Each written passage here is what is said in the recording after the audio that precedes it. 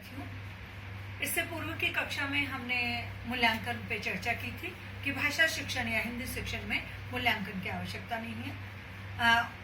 आशा करती हूँ कि आप लोगों को मूल्यांकन क्या है ये समझ में आ गया होगा, और यदि कोई भी आपकी परेशानी या समस्या है या कठिनाई आपको उत्पन्न हो रही है तो आप मेरी इस कक्षा के बाद में मुझसे वो जो अपनी जिज्ञासा या समस्याएं हैं उनका समाधान करवा सकते हैं।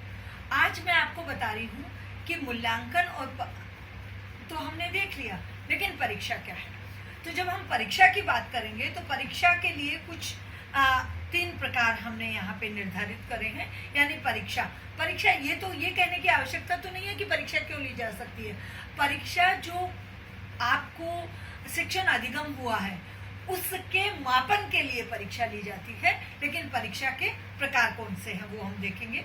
सबसे पहले हमारा होता है मौखिक परीक्षण, जिसे हम मौखिक परीक्षण कहते हैं। मौखिक, जैसे मैं आपसे बात कर रही हूँ और आपसे पूछ रही हूँ कि मूल्यांकन क्या होता है, साहित्य की विधाएं कौन सी होती है, और आपके पाठ्य योजना का निर्माण किस प्रकार से होता है, सूक्ष्म पाठ्य योजना कैसे पढ़ाई जाती है, उसके चरण कौन कौन से हैं, ये हमारा हो गया मौखिक। यदि मौखिक रूप से मैं आपसे कुछ जानकारी ले रही हूँ या आपको जो अधिगम कराया गया है उसकी जो जांच कर रही हूँ, ये हमारा होता है मौखिक परीक्षण और मौखिक परीक्षा।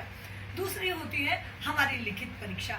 लिखित परीक्षा में जो विद्यार्थी की लिखित यानी अध्यापक ने आपको लिखित रूप से प्रश्न पत्र दे दिया और उस प्रश्न पत्र में आपको विभिन्न प्रकार के प्रश्न दे दिए, जिससे आपकी बुद्धि लब्धि, आपकी स्मरण शक्ति, आपकी तार्किक शक्ति और आपके कितने विचार आपके स्पष्ट हुए हैं उसकी जांच की जाती है। और इस लिखित परीक्षा में आपके जो शिक्षा के कौशल हैं उन पर आधारित होती है, जिसमें आपका देखा जाता है कि आप में सृजन क्षमता कितनी है, आपकी रचनात्मक क्षमता का विकास हुआ है या नहीं हुआ, आपके कौशलों का विकास हुआ है या नहीं हुआ, ये सारी जांच उसमें की जाती है। जिसमें लिखित में सबसे पहले लिखित परीक्षा में आपको लघु उत्तरीय प्रश्न यानी आप वस्तुनिष्ठ प्रश्न हो गए, लघु उत्तरीय प्रश्न हो गए। वस्तुनिष्ठ में रिक्त स्थानों की पूर्ति करिए, मिलान करिए, जोड़े बनाइए या अनेक शब्दों के स्थान पर एक शब्द में उत्तर दीजिए।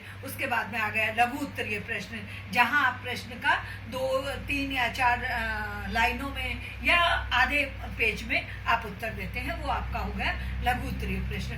उसके बाद में आपके आते हैं निबंधात्मक प्रश्न। निबंधात्मक प्रश्न में होता है कि जो भी आपको जो पाठ पढ़ाया गया है उसके बारे में उसकी विस्तृत, जैसे निबंधात्मक, मान लीजिए एक निबंधात्मक प्रश्न मैंने आपको दिया और मैंने आपको कहा कि आप बताइए, मैंने एक प्रश्न आपके सामने रखा और मैंने कहा कि पठन कौशल किसे कहते हैं, पठन कौशल के विभिन्न प्रकारों और उसकी उपयोगिता पर विस्तार से लिखिए। यह एक निबंधात्मक प्रश्न हो गया। अब इसमें आप लिखेंगे पठन कौशल क्या है, उसका अर्थ बताएंगे, अर्थ के बाद उसकी परिभाषा बताएंगे, परिभाषा के बाद पठन के प्रकार बताएंगे, प्रकारों के बाद उसकी आवश्यकता बताएंगे, आवश्यकता के बाद पठन कौशल के उद्देश्य बताएंगे, पठन कौशल के उद्देश्यों के बाद में आप पठन कौशल में आने वाली जो समस्याएं हैं उन पर चर्चा करेंगे और अंतिम जो पैरा है उसमें आप पठन कौशल की उपयोगिता पर अपने शब्दों में प्रकाश डालेंगे। ये एक निबंधात्मक प्रश्न हो गया। तो इस तरह से आपके जो व्यक्तित्व के या आपके स्मरण, आपके व्यक्तित्व के और आपके अधिगम के जो विभिन्न पहलू हैं, जिसमें आपकी स्मरण शक्ति हो गई, आपकी तार्किक क्षमता हो गई, आपकी बुद्धि लब्धि हो गई और आपके रचनात्मक और सृजनात्मक क्षमता हो गई, इनका परीक्षण किया जाता है। तीसरा हमारा होता है निदात्मक परीक्षण।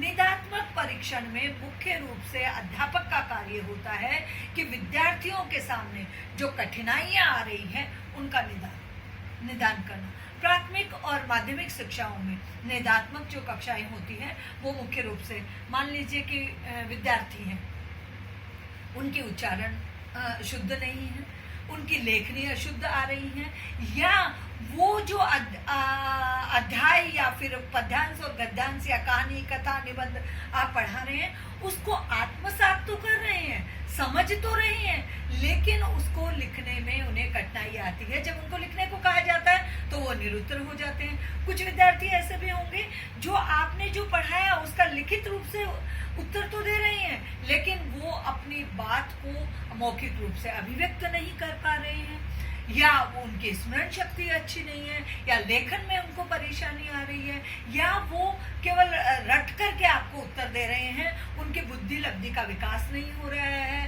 ये सारी चीजें जो है इसमें निदानात्मक में ये सारी चीजें होती है। निदानात्मक परीक्षण जो है वो थोड़ा सा विस्तृत है, इसलिए मैं अगली कक्षा में आपको निदानात्मक शिक्षा निदानात्मक परीक्षण किस प्रकार से किया जाता है इस पर आपसे चर्चा करती हूँ, और अब अपनी कक्षा को यहीं समाप्त करती हूँ। और आपसे अपेक्षा रखती हूँ कि आपको इन सारे कक्षाओं में जो भी आपके सामने कठिनाइयां या समस्याएं उत्पन्न हो रही हैं वो आप मुझे लिखित रूप में भेजेंगे, ताकि अगली कक्षा में मैं उनका समाधान कर सकूं।